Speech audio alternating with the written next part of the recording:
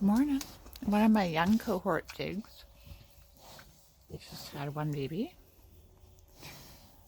and she's giving really good milk.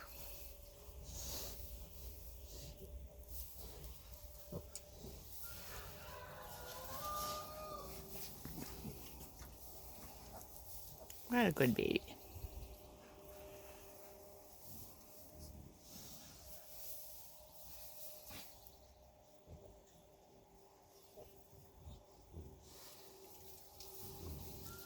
You're all right.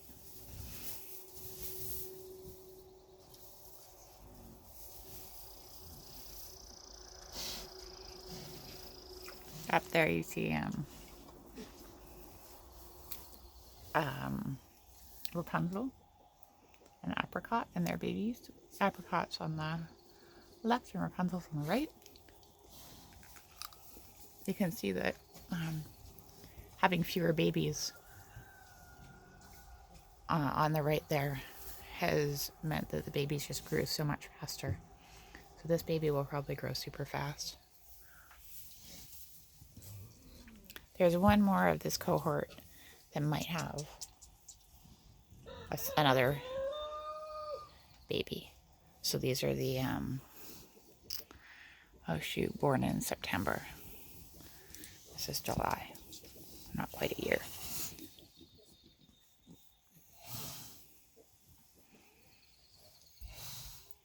Look at all that milk just dripping at her. You're a lucky baby. Lucky baby. And over here, it's just an early morning check. I saw that there were those two of the cohort that I thought were probably pregnant and getting close yesterday.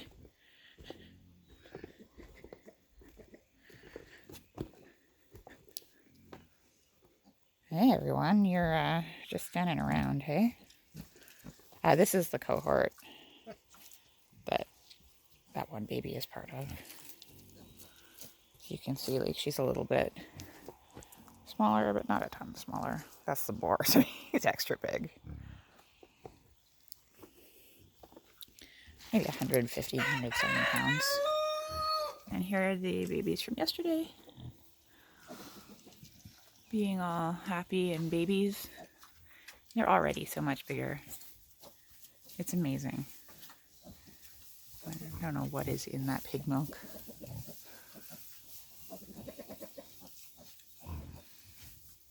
Actually, while I'm thinking about it, I should go check whether that pig is a girl or a boy. So I know how many I'm going to need to castrate on the weekend.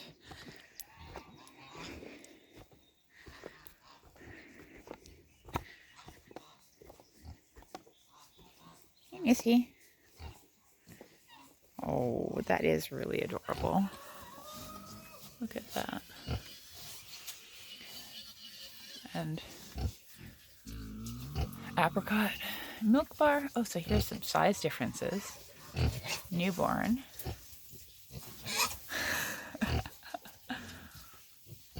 She's making the best mama noises.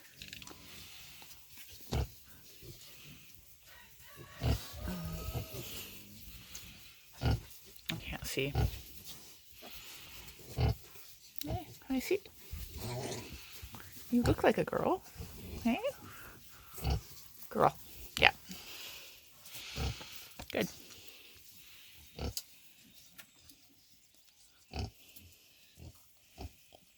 I'm not 100% convinced that she's done. There might be one more in there. But that baby is awfully dry. Oh, look at that. It's feeding time. Feeding time. Look at that. Oh, and this one found another nipple full of milk. She can just like roll back the line, like go all the way down to the back and drink from each one, and then when she's done, start at the top again. That's a lucky piglet.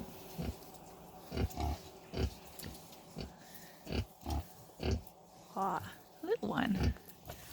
Welcome. You're apricot colored.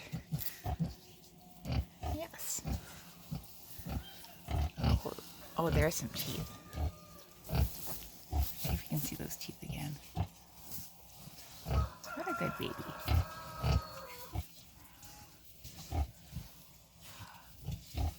Such an easy time of year to have babies because it's so warm out. You don't have to worry about anything. But most people want to buy piglets in the early spring so that they can keep them through the summer and then slaughter them in the fall. That's Penny, who does not currently have any babies and is being a nice auntie. Hi, Penny. I love you, Penny. They're just so big. Look at that. They're so big. She's so little.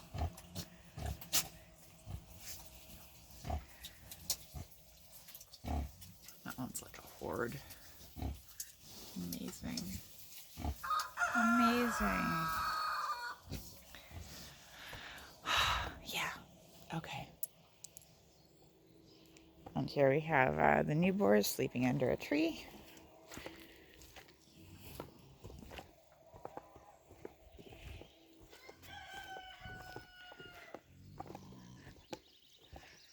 Oh, new boar and a hooligan. Hello, hooligan. She just like constantly screams, "Hey, miss." But she's getting friendlier with me. I like you. You have character. Even though you constantly scream. That is your character, I guess. Okay. Well, happy morning. I woke up and I realized I had left the water for the garden on overnight. Because the faucet drips, that means that I kind of flooded the driveway a little bit. It's been raining a lot here, but I haven't been watering the greenhouse as much as I should have because it's been raining so much outside, you forget about it. So the greenhouse has now had a lot of water. Oh, look at that. Feeding time everywhere. Everywhere. 1, 2, 3, 4, 5, 6, and one underneath. Yeah. They're figuring it out. Oh, hi. Here's Mr. Boar, Mr. Baby Driver. Apparently he's doing a good job. And this is one from that new mother's cohort, the September cohort. I should give them better names. Hooligans was a great name for that cohort.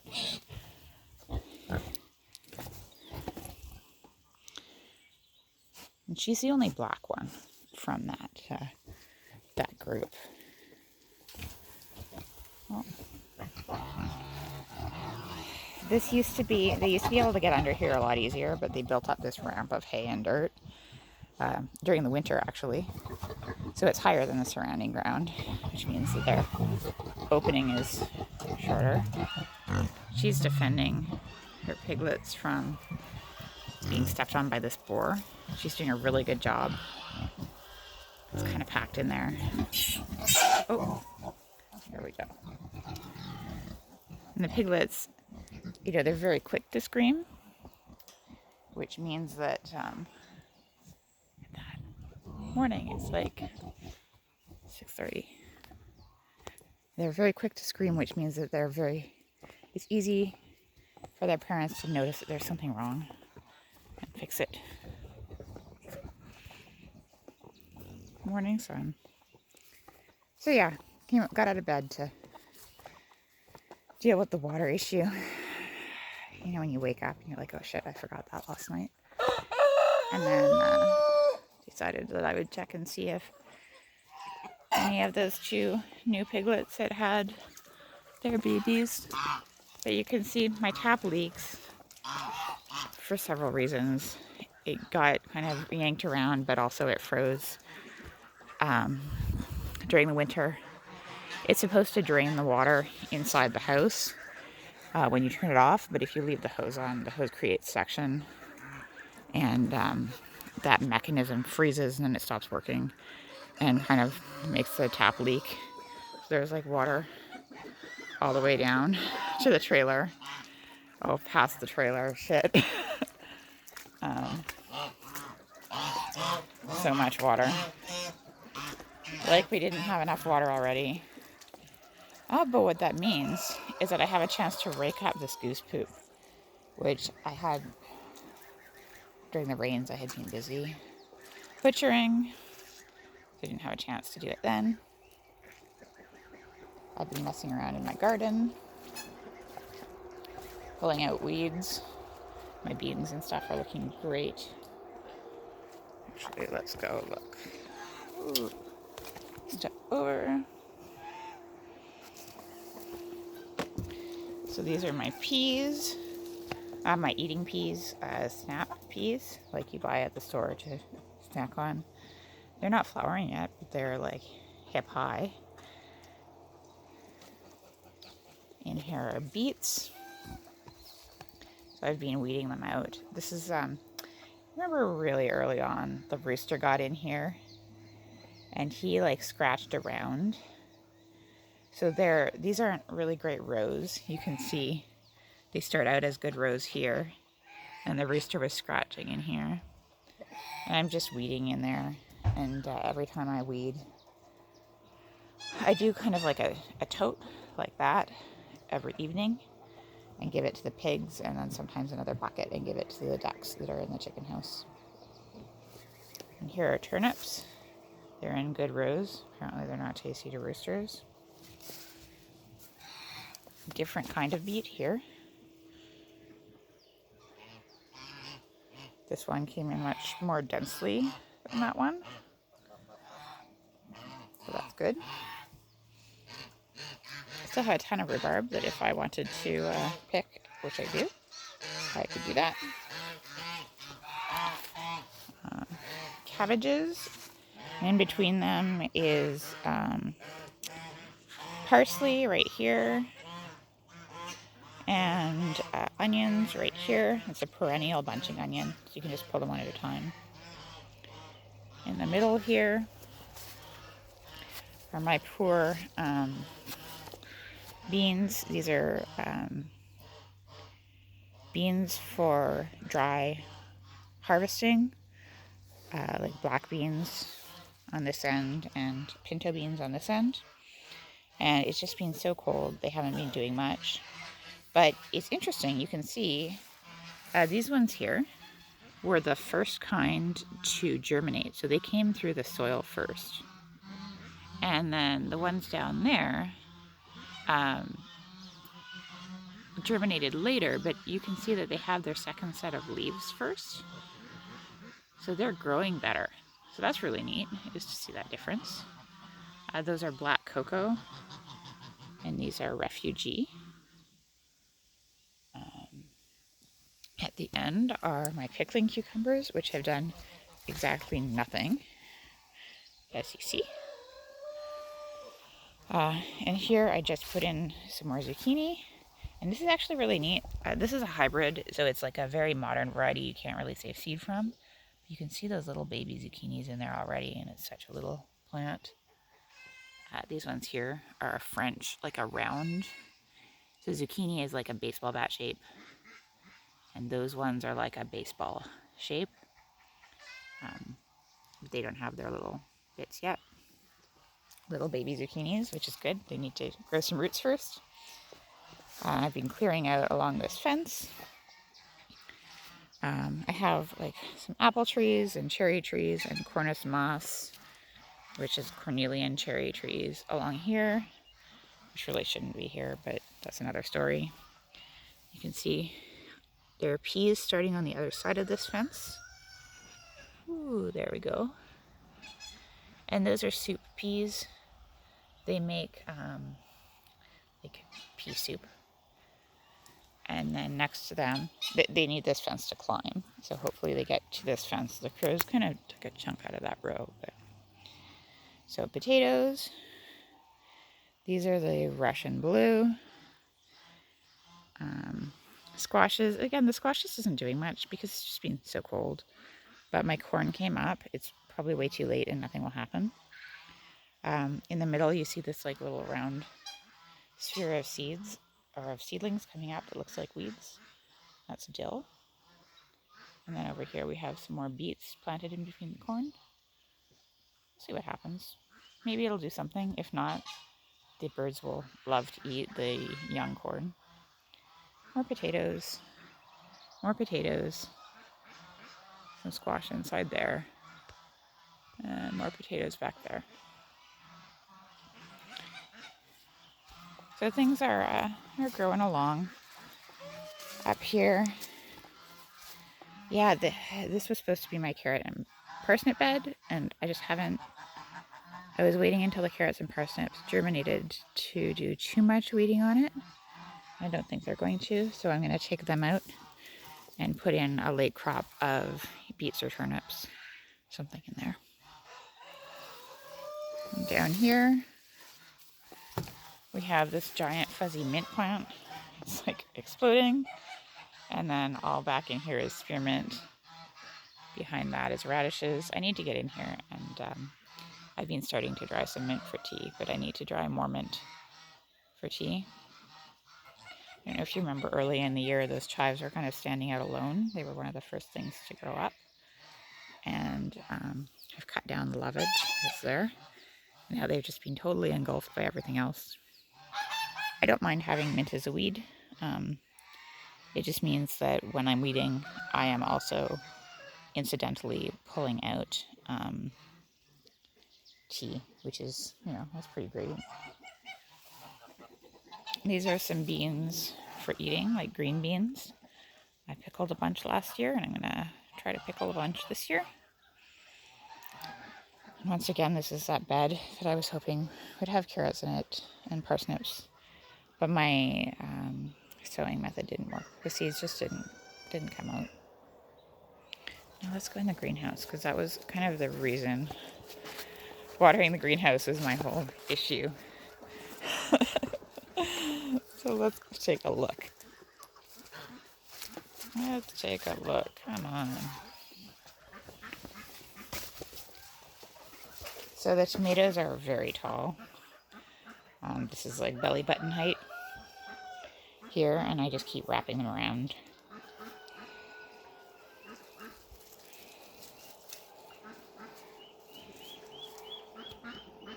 Around their strings. It definitely got watered in here. I have soaker hose, 2 rows of soaker hose down each bed. And then what happens is, because it's warm in here, condensation goes up there, and it falls down, kind of like rain. But you can see how there's a lot of water in here. The tomatoes, it's been so cold. But I have some tomatoes showing. What kind are you? Oh, this is actually kind of exciting. This is a pink Italian tomato. I'm kind of excited about that. This clump of tomatoes right here volunteered. So those are from last year. And if I can get even one fruit out of them, then I can save that seed, and I'll have a variety that's definitely super robust up here. So that's exciting. Oh look, peas. Nice. And more tomatoes. What variety are we? Man, Scion. So that plant is, someone bred this. He lives in Alberta. And it's a cross between Stupicia and Brandywine. Brandywine is like a super famous tomato famous for its flavor. And Stupicia is a very early tomato. So he bred those two together, and then he stabilized it. So he grew it for a bunch of years until it was, until it grew the same plants all the time. So it seems to be doing really well this year. And here's a potato leaf. What are we? Moravsky div is growing little tomatoes. And it is a a variety of stupiccia. So like someone selected from all of the diversity of that type of tomato, they selected one they liked and stabilized that. This one's just starting. Oh, there we go. I believe that is a sugary pounder, which is like a big beefsteak tomato and might not actually work here, but let's take a look. Yeah, sugary pounder.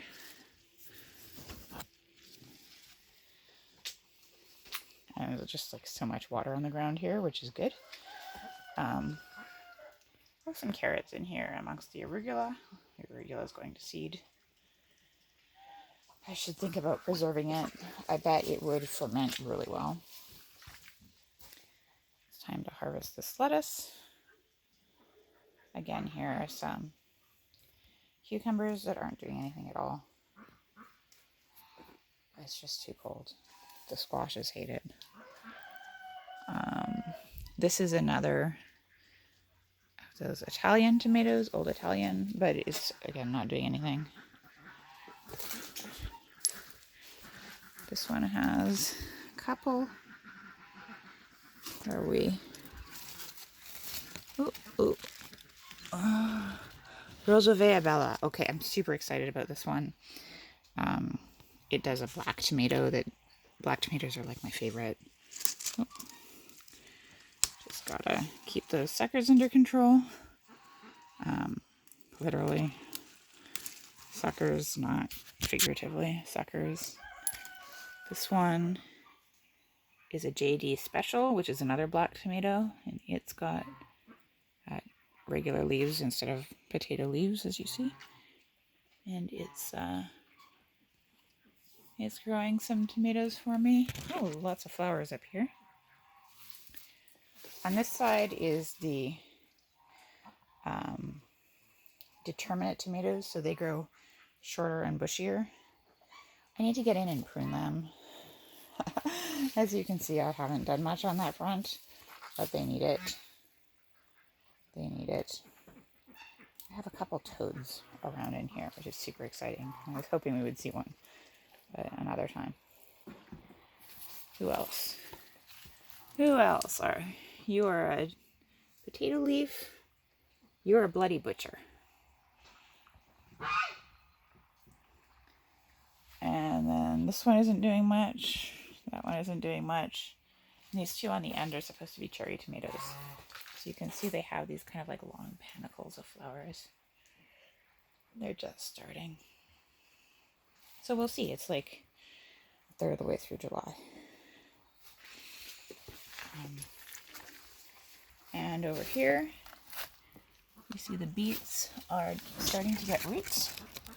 These are cylindra, or something like that. They're a long cylindrical. That's a bit of a problem, hey? We know they're beets, but I don't think that steak works for labeling. Always something. I get better at labeling every year. But yeah, they're just starting to size up. In there. Those are, that big right now. It's twice as big as my thumb. And I'll come in here, theoretically prune those up, but those should be ripe all at once. I don't see any baby tomatoes on them. But I'm really curious as to how long it's going to take to go from a green tomato to a ripe tomato. This kale here, you can see like between the cabbages, it's actually still in a pod. And it grew roots. Like the pot grew roots out through the bottom. So the kale is actually rooted into the ground, and I don't really know what to do about it, so I'm ignoring it. My little corn is doing good. Tomatoes along the side of the greenhouse are not doing so good. I just need to not put them here. Oh, there's water on the ground. The water came out of the greenhouse. There's enough water. that got more than it needed. These tomatoes out here, which I planted late, are doing well, since it aren't against a greenhouse. That's interesting.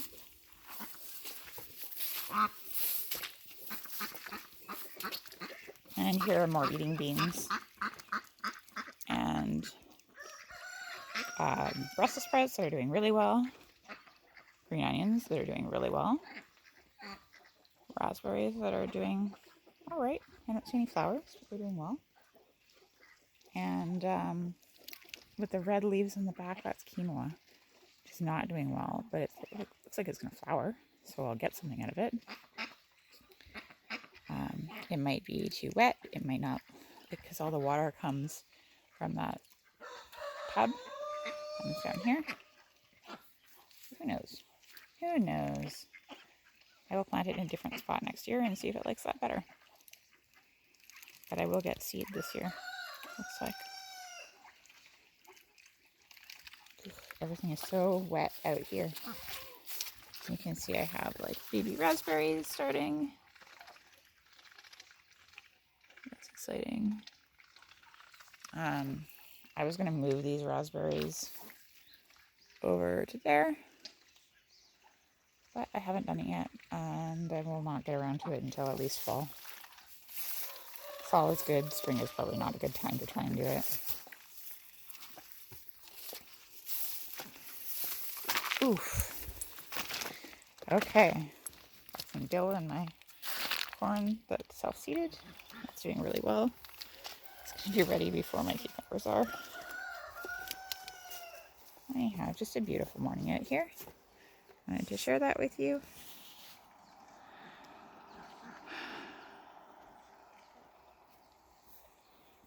You'll have a good afternoon.